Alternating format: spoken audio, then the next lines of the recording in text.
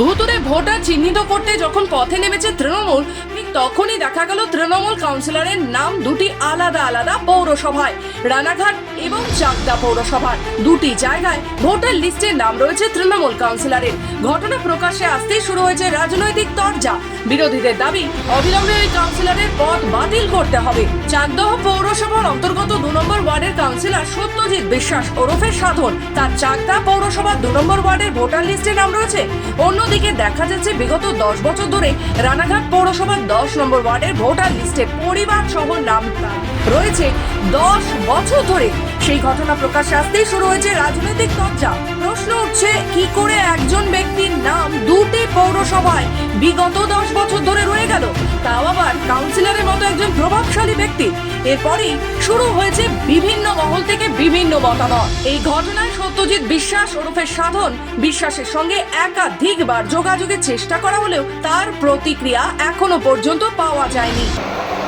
আজকে সকালে দেখলাম একটা পত্রিকায় ভোটার লিস্টে 2 জায়গায় নাম। কে সেই ব্যক্তি?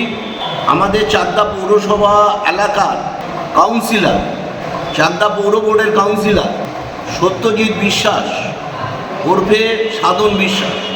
রানাঘাট পৌরসভায় এই ব্যক্তি সাধন বিশ্বাসের আর একটা ভোটার লিস্টে নাম লক্ষ্য করা গেল। ফলে একজন কাউন্সিলরের 2 জায়গায় নাম, 7 বছর ধরে এই ভোটার লিস্টে তার নাম আছে, ফলে তার নাম ভোটার লিস্ট থেকে বাদ দেওয়া হয়নি। ফলে সে 2 জায়গায় ভোট দিয়ে আসছে। এইরকম হাজার হাজার লাখো লাখো ভোট তৃণমূল কংগ্রেসের পরিকল্পনা মাফিক 2 জায়গায় 3 জায়গায় 4 জায়গায় ভোটার লিস্টে নাম তুলে রাখা হয়েছে। ভোটার কার্ড তিনি তো এককালে রানাঘাটের বাসিন্দা ছিলেন, প্রথমে চাকদা বাসিন্দা, প্রায় 10-15 বছর রানাঘাটে তিনি তার শ্বশুরালয়ে ছিলেন। কিন্তু সেখানে তখন তিনি ভোটার হয়েছিল, এখানে কেটে দিয়ে তারপরে তার নাম থাকবে না থাকবে সেটা তো আমাদের 2 নম্বরের কাউন্সিলর সত্যজিৎ বিশ্বাসের ব্যাপার নয়, সেটা নির্বাচন কমিশনের ব্যাপার। কেন্দ্রীয় সরকার নির্বাচন কমিশন কন্ট্রোল করে, তাই ব্যর্থতা কেন্দ্রীয় সরকারের নির্বাচন কমিশন।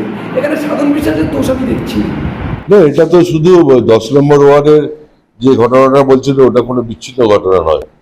ঠিক একই রকম ভাবে 4 নম্বর ওয়ার্ডে এক্স প্রধান হিজুলি 1 নম্বর হিজুলি গ্রাম পঞ্চায়েতে এবং বর্তমানে হচ্ছে পঞ্চায়েত সদস্য, তার নাম 2 জায়গায়, রানাঘাট শহরে এবং হচ্ছে হিজুলিতে।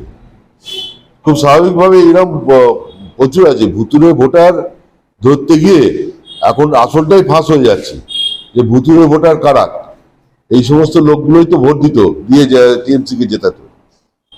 একদিকে ভালোই হয়েছে, ভুতুরে ভোটারগুলো ধরা পড়ছে, ক্লিয়ার হয়ে যাবে।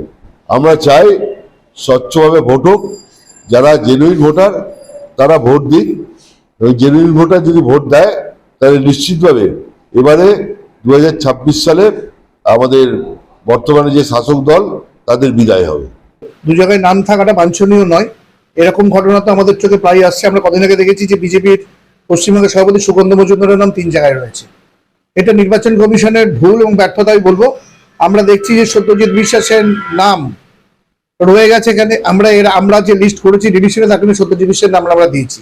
আমি এখানে স্ক্রুটিনি করে আমরা দেখেছি এই লিস্ট রয়েছে, এখানে 2টো নাম আছে, সুগন্ধ বল অমৃত, এদের নাম অন্য জায়গায় সম্ভবত থাকতে পারে, আমি জীবনে দেখিনি এখানে এসে ভোট দেন। এটা থাকে না। এটা আমাদের তো প্রশ্ন এখানেই, এই ভোটার লিস্ট স্বচ্ছ হোক এবং স্বচ্ছ ভোটার লিস্ট থেকে নির্বাচন হোক, এটা আমাদের পরিষ্কার দাবি। এটার মধ্যে কোনো রকম রাজনীতি নেই। এটার নাম যাদের এখানে থাকে না, যারা নাম আমরা ডিভিশন লিস্টে দিয়েছি, নির্বাচন কমিশন তদন্ত করুক, করে সেই নামগুলো বাদ দিন।